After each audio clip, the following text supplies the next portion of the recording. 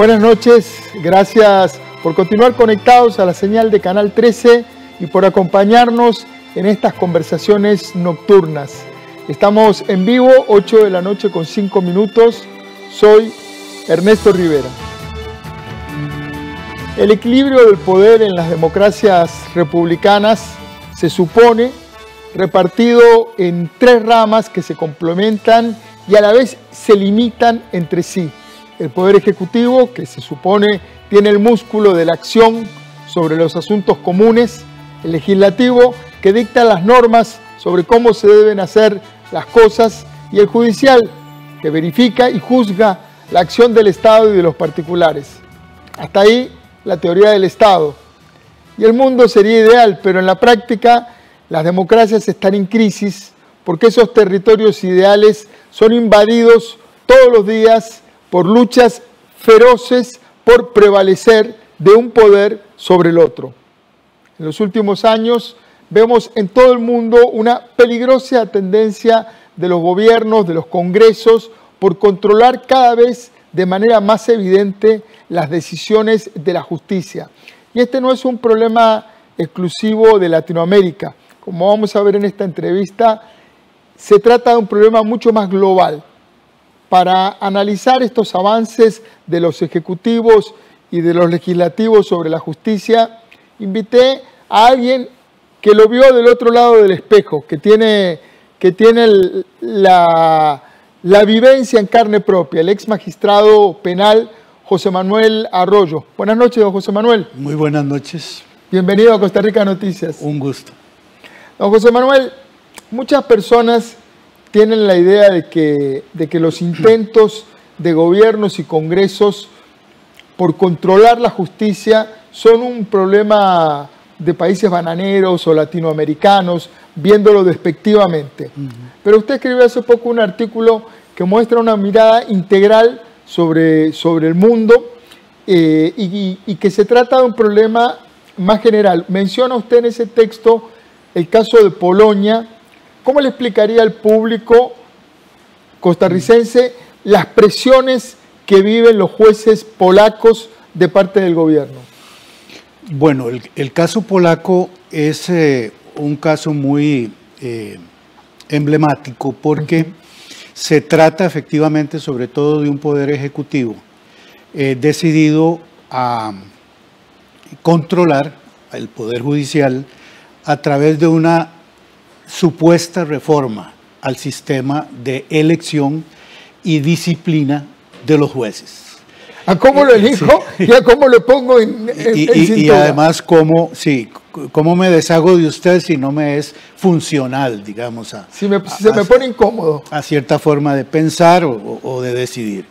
Entonces, a través de una supuesta reforma al sistema de elección y de disciplina del Poder Judicial y de los jueces polacos, pues lo que tenemos es un abierto enfrentamiento con las normas internacionales que rigen la Unión Europea, al punto que al día de hoy pues hay incluso ya presiones en cuanto a sanciones de orden económico de la Unión Europea para con el gobierno del... o sea, es tan evidente la presión que tuvo que actuar un organismo externo como la Unión Europea. Y el sistema de justicia internacional de la Unión Europea.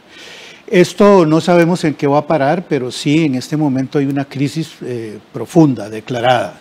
Es muy interesante porque los funcionarios, las autoridades de la Unión Europea se ocupan de aclarar que su problema es con el gobierno polaco, no con el pueblo polaco, claro. Porque efectivamente una gran mayoría de los polacos quieren seguir perteneciendo a la Unión Europea, es uno de los países con más beneficios en cuanto miembro de esa unidad internacional y en esa medida pues a ninguna persona sensata se le va a ocurrir, ¿verdad?, que es mejor salirse de la Unión Europea, perder todo el apoyo económico que ha tenido. Más cuando tienen frente a la nariz la experiencia inglesa con el Brexit bueno, y el baldazo de agua fría que le cayó al gobierno británico. Y ¿verdad? que no sabemos en qué va a parar ese proceso. Tal vez terminan tocando la puerta como el hijo pródigo. Sí. Lo cierto es que el hilo conductor de los casos en Europa o en cualquier otro lugar del mundo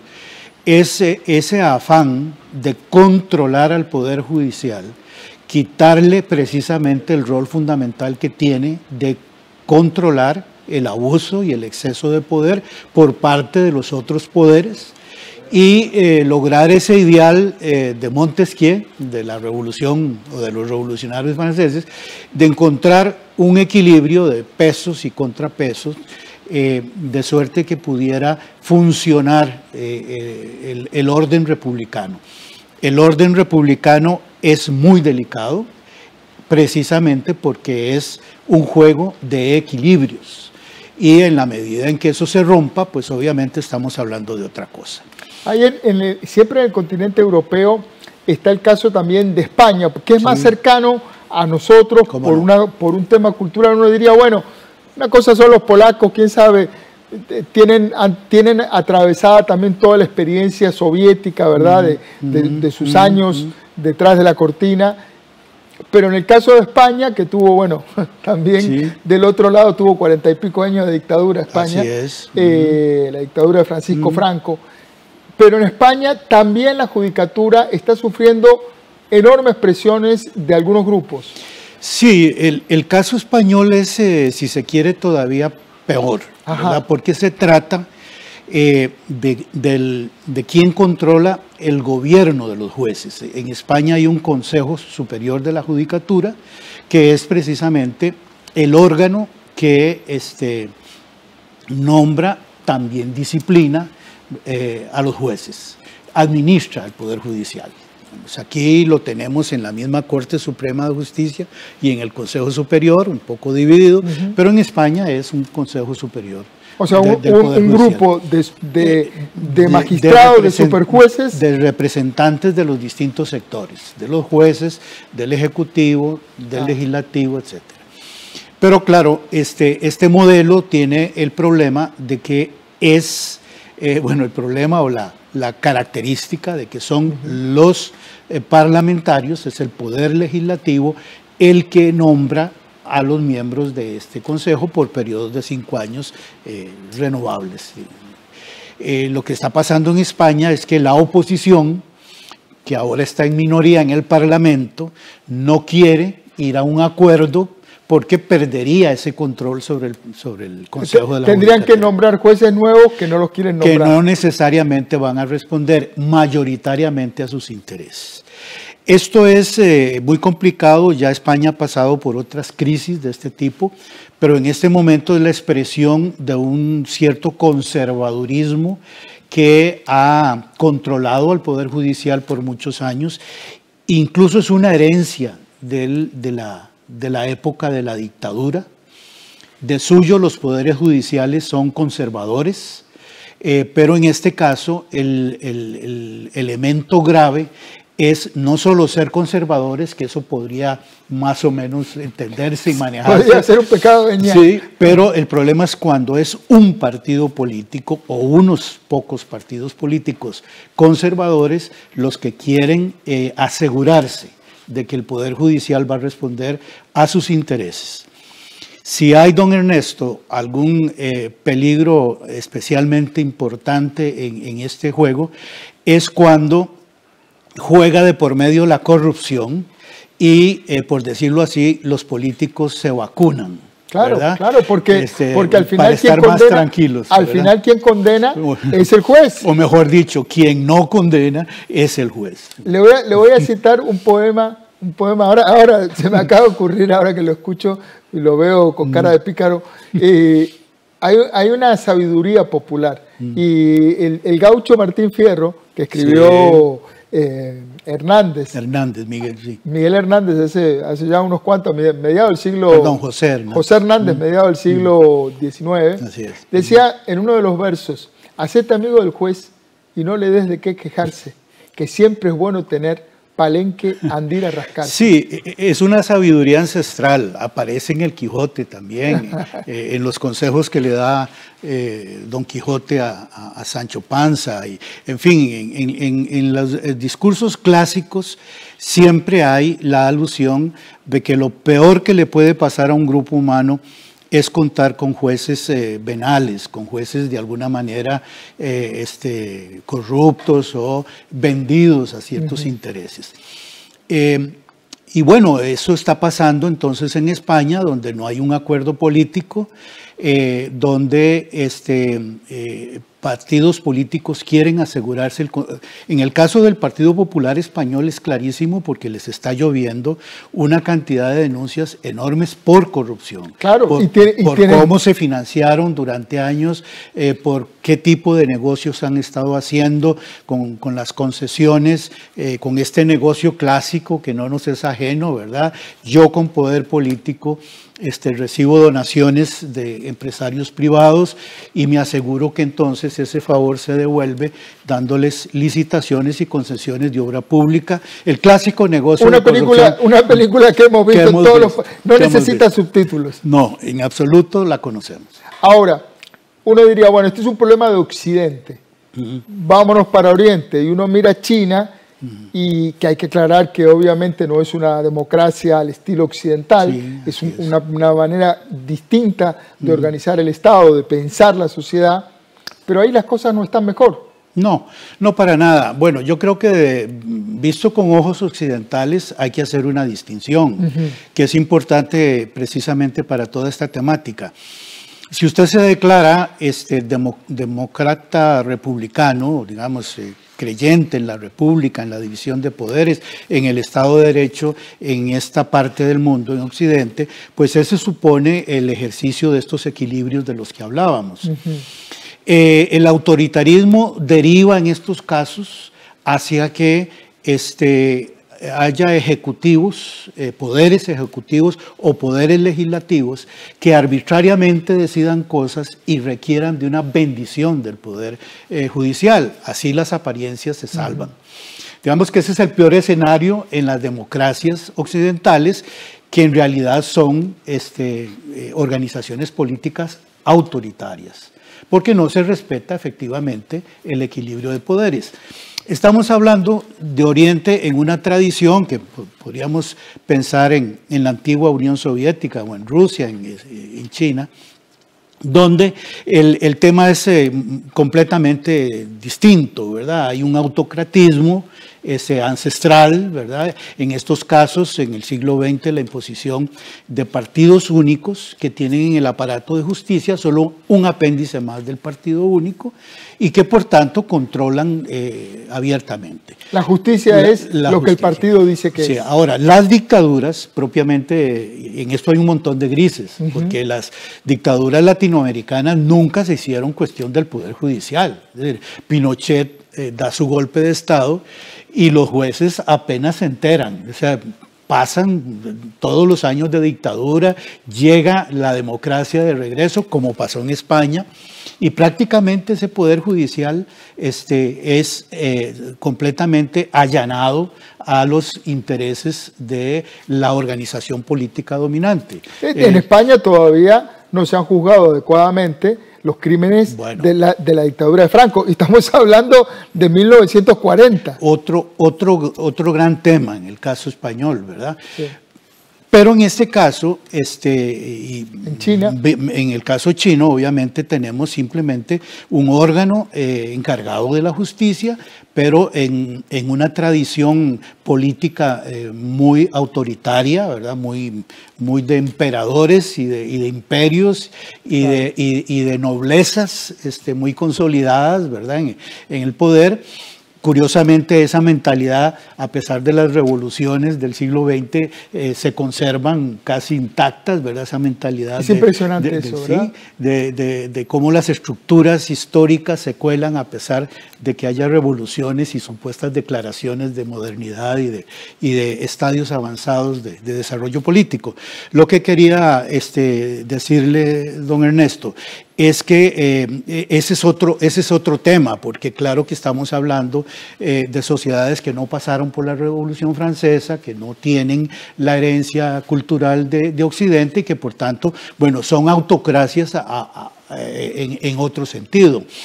Cosa que en América Latina se manifiesta a través de los golpes de Estado clásicos, ¿verdad? Donde, claro, por llamarlos de alguna manera, los golpes de Estado clásicos que daba un militar o que daba un caudillo y que obviamente ponía ahí a un grupito de amigos a administrar la justicia. El Estado soy yo. Sí. Lo que está pasando en Nicaragua, ¿verdad? Que es un gris de esos, ¿verdad? Sí. Supuestamente, ¿verdad? En unas elecciones libres se instala un gobierno. Y bueno, en determinado momento las cosas no van bien para el orden establecido, para el gobierno de turno, y simplemente cuenta con una legión de fiscales y de jueces que bendicen las arbitrariedades, por ejemplo, de dejar a un candidato sin oposición. A toda la oposición la ha encarcelado, a toda la oposición, sí, uno por uno. Sí. Y con una ley, hablando del sistema de equilibrio, de la fragilidad, ¿verdad? Sí. Se promulga una ley a la medida del delito que se quiere cometer, que es encarcelar a la oposición. Sí, sí. Ahora, los ojos que pueden mirar esa realidad desde afuera, pues lo ven burdo, lo ven absolutamente un gesto de manipulación política grotesco, ¿verdad? Al interior, muy probablemente también, pero con muy pocas posibilidades a lo interno de poder cambiar las cosas. Pero, como le digo, ya estos son extremos, ¿verdad? Claro. Modelos políticos que en determinado momento son pura y simple dictadura. Les importa poco la bendición o la apariencia de que hay un orden democrático. Hay un fenómeno que también está ligado a esto, que se está dando con mucha claridad en Sudamérica, que se conoce como lawfare, ¿verdad? Que es instrumentalizar la justicia para atacar al oponente político. Lo vimos en Brasil, destitución de Dilma Rousseff, encarcelamiento de Lula da Silva, le impidieron participar en las elecciones. En Argentina es una unos guerra, y otros ahí se acusan. Ahí tienen fichas cada uno, es un pequeño ejército en la justicia. ¿Cómo ve este fenómeno? El peor de los mundos posibles, porque es la desnaturalización de la judicatura, del Poder Judicial, es pervertir precisamente todos los principios de independencia, de mínima objetividad que tiene que tener un juez a la hora de juzgar y de decidir un caso. Y cuando usted instrumentaliza el sistema judicial y particularmente el penal, que es el que tiene las herramientas más extremas para sacar del juego a una persona, ¿verdad? Para mandarlo al tabo, dirían en el barrio. Bueno, por cierto que tabo es una expresión que viene de Los Miserables de Víctor Hugo. Efectivamente, es sacar del juego a alguien, pero es una situación, yo no sé si nosotros nos damos cuenta aquí en Costa Rica, ¿verdad? Que hemos tenido, pues, con sus luces y sus sombras, durante el siglo XX hubo momentos de claridad donde se quiso fortalecer al Poder Judicial, darle independencia, darle estatus profesional, salarial, seguridad a la hora del retiro a través de un fondo de pensiones, es decir, seguridades mínimas que no son necesariamente solo para el gremio de los jueces, es para seguridad de la ciudadanía, de que va a tener profesionales íntegros decidiendo sus controversias y sus pleitos. Esa cuestión de olvidarse y empezar a meter las manos sucias desde el punto de vista partidario, en la designación de los jueces y todavía más significativo en la designación de los más altos jueces, es peligrosísimo. Nosotros nos vivimos diciendo que el Poder Judicial es la columna, ¿verdad? Que es el último bastión de la democracia, etcétera. Pero precisamente nos volvemos a ver para otro lado cuando tenemos un sistema de elección de magistraturas tan vulnerable como el que tenemos en este país. Usted utiliza una palabra neutra, vulnerable. El estado de la justicia, que es un grupo de altos profesionales que ha analizado la designación de jueces, lo califica de opaco, de poco transparente. Turbio. Turbio. Sí, turbio. Y bueno, es muy complicado cuando el método para elegir a quién me va a juzgar es turbio. Sí, es un juego un poco perverso, porque de nuevo estamos entre las apariencias y la realidad. Cada asamblea legislativa llega con muy buenos propósitos, llega con muy buenas intenciones, se da su propio reglamento, dicta las reglas de cómo van a ser los nombramientos. Hay un trabajo enorme en la comisión de nombramientos, entrevistan a mucha gente, le dedican horas. Si el país supiera lo que se gasta en eso, ¿verdad? Para después, a la hora de las verdades, que es a la hora de nombrar, fusilar a los que encabezan la lista de los mejor calificados de conformidad con criterios objetivos, darle un sobrepeso a la entrevista que es subjetiva, que es absolutamente subjetiva, y que ya hay estudios sociológicos que han demostrado, ¿verdad?, cómo esa bendita entrevista sirve para sacar del ruedo a alguna gente muy bien calificada y meter por la puerta de atrás a otros que no tienen tan buen currículum. Entonces, don Ernesto, esto es quizá uno de los vicios más feos que tiene esta democracia. Porque, bueno, bien que mal, ¿verdad? Vamos a elecciones y sabemos que se cuentan bien los votos y todavía, digamos, en ese tema fundamental. Tenemos una seguridad. Pero en los nombramientos que hace la Asamblea Legislativa están llenos de opacidad. Esa es la palabra adecuada. Un tema que también nos mete nos da un baño de realidad de que no somos tan distintos al resto del mundo. Sí. Estamos viendo, usted habló de Europa, habló de Asia, hablamos de América, se nos quedó por fuera Estados Unidos y El Salvador, sí, que tienen sus propios infiernos. ¿Cómo no? Costa Rica no está tan... yo rescato de lo que usted dice algo, tenemos una base interesante, pero está en peligro.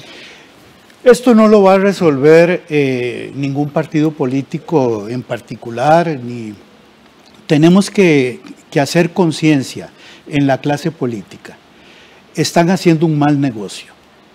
Si los políticos creen... 30 segundos nos quedan. Si los políticos creen que nombrando amigos se van a salvar de cualquier crisis política o personal que tengan que enfrentar, se están equivocando.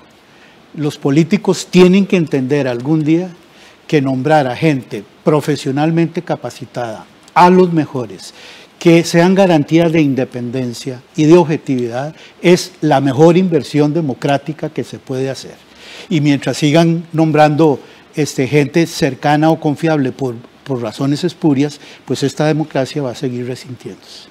José Manuel Arroyo, ex magistrado, catedrático de la Universidad de Costa Rica, profesor de muchos abogados de este país. Muchas gracias por su tiempo. Usted es muy amable, muchas gracias. Gracias a ustedes por estar ahí. Cuidemos lo que tenemos, cuidemos la justicia, cuidemos el espacio democrático que heredamos y que tenemos que mantener y defender. Recuerde, trabajamos para usted. Somos la televisión pública de Costa Rica.